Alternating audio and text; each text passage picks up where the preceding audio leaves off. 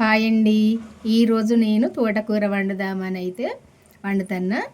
ఈ తోటకూర వెనకట మన పెద్దవాళ్ళు వండినట్టు పాతకాలం వండుతా. ఇప్పుడు ఈ కుక్కర్ అయితే తీసుకున్న ఒకటి. ఈ కుక్కర్ అయితే కడుక్కొని శుభ్రంగా ఇక్కడ పెట్టుకున్నా.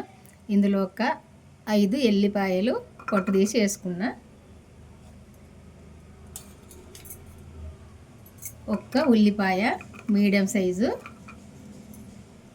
నేను వండే తోటకూర 1/2 కేజీ తోటకూర. ఇందులో ఒక 12 పచ్చిమిర్చి ఎత్తన్న ఈ 1/2 కేజీ తోటకూరకు చిన్న కడిగేసుకొని, ఒక 3 టమాటోలు చిన్న సైజు టమాటోలు ఒక 3 అయితే కట్ చేసి వేసుకుంటాను. ఇందులోనే పసుపు ఒక చిన్న చెంచాడు పసుపు ఎత్తన్న. మళ్ళీ తాలింపుకి ఎత్తాం కదా, సరిపోద్ది. సాల్టు నేను కొంచెం ఇది దొడ్డు సాల్ట్ ఎత్తన్న. ఒక చెంచాడు కంటే కొంచెం ఎక్కువ అయింది, టీ చెంచాడు కంటే ఎక్కువ అవుతుంది, సరిపోద్ది. ఇప్పుడు ఇందులో తోటకూర అయితే నేను ఫస్టే కట్ చేసి పెట్టుకున్నా. ఇది ఒక 3 సార్లు సాల్ట్ వేసి 3 సార్లు కడుక్కున్నా శుభ్రంగా. ఇప్పుడు ఈ తోటకూర ఇందులోనే పెడదాము ఈ కుక్కర్లో.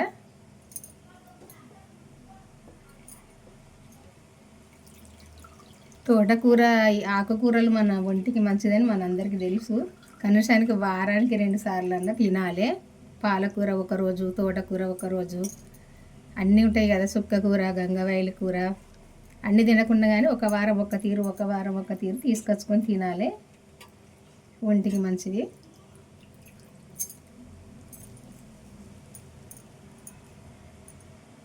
ఒక చిన్న టీ గ్లాసుడు వాటర్ పోసుకుంటాను ఇందులో.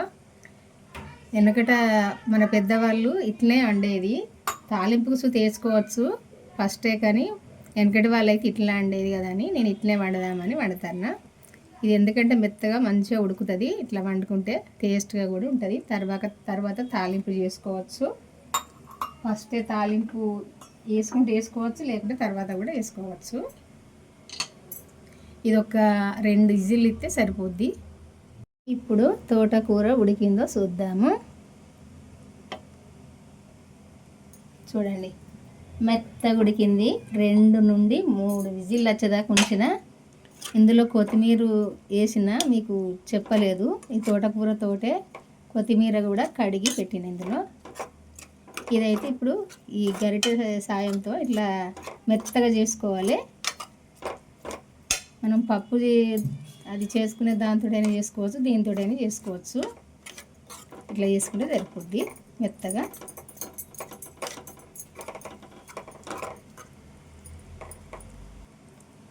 ఇట్లా మెత్తగా చేసుకోవాలి. చూస్తారు కదా, ఈ పచ్చిమిర్చి, టమాటో ఇదంతా మెత్తగా అయిపోయింది. తోటకూర కూడా ఇదంతా ఇట్లా మెత్తగా చేసుకోవాలి. చేసుకుంటే చాలా టేస్ట్గా కమ్మగా ఉంటుంది. ఇప్పుడు ఇది ఇందులో తాలింపు చేసుకుందాము. నేను ఈ తోటకూర గట్టిగా వాటర్ లేకుండా పిండిన కాబట్టి ఇందులో కొన్ని వాటర్ వేసిన ఉడకాలని. కొంచెం వాటర్ ఉన్నట్టయితే ఇందులో వాటర్ వేసుకోవాల్సిన అవసరం లేదు. నేను లేకుండా పెట్టిన కాబట్టి కొంచెం చిన్న టీ గ్లాసుడు పోసిన. అక్కడికి అయింది చూడండి. ఇట్లా మెత్తగా ఇట్లా ఉడికింది.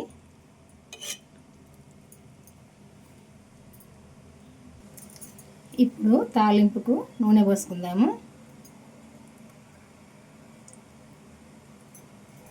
ఎక్కువ అవసరం లేదు. ఈ స్పూన్ మీద కొంచెం వేసిన చూడండి చాలు. ఒక స్పూన్నర కూడా వేయలే, సరిపోద్ది.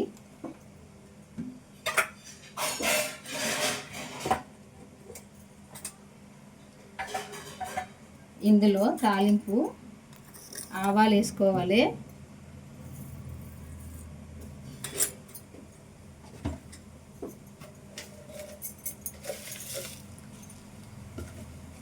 ఎండుమిర్చి వేసుకోవాలి. జీలకర్ర అది ఇది అవసరం లేదు, ఎండుమిర్చి వేసుకోవాలి.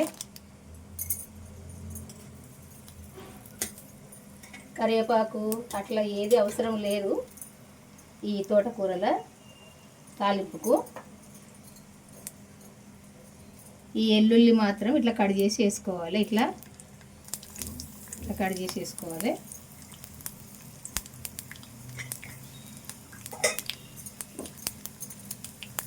కొంచెము పసుపు వేసుకుంటే సరిపోద్ది. ఇవి వేగినాక కొంచెం పసుపు వేసుకోవాలి. ఎందుకంటే ఫస్ట్ తోటకూరలో కూడా కొంచెం వేసిన కదా, ఇందులో కొంచెం వేసుకుంటే సరిపోద్ది. తాలింపు ఇట్లా వేగితే సరిపోద్ది. ఇప్పుడు ఇందులో ఫస్ట్ తయారు చేసుకున్న తోటకూర ఇందులో వేసుకోవాలి.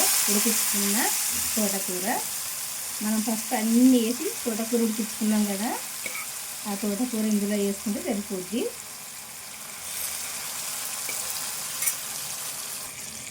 ఇదంతా కలుపుకోవాలి. ఈ తోటకూర, ఈ తాలింపు ఇదంతా కలుపుకోవాలి. కలుపుకున్నప్పుడే ఈ తోటకూరకు అంతా పడుతుంది కదా ఈ ఆయిల్, ఇదంతా అప్పుడే మంచిగా ఉంటుంది. ఇట్లా వండుకుంటేనైతే చాలా కమ్మగా టేస్ట్గా ఉంటుంది. ఎందుకంటే వాళ్ళు ఇట్లా వండుకునేది ఫస్ట్ అయితే కూరలన్నీ తోటకూరలన్నీ వేసి ఉడికించుకున్నాకనే ఇట్లా తర్వాత తాలింపు చేసుకునేది. అందుకే నేను కూడా వాళ్ళు ఎట్లయితే వండిరో అట్లనే వండుదామని ఈరోజైతే ఇట్లనే వండుతాను. ఈ మా వంటకం నచ్చితే ఒక లైక్ చేసి అయితే మన ఛానల్ అయితే సబ్స్క్రైబ్ చేసుకొని వాళ్ళు చేసుకోండి. బాయ్ అండి, ఉంటానండి. మరి మళ్ళీ వంటతో కలుద్దాము. ఉంటా మరి.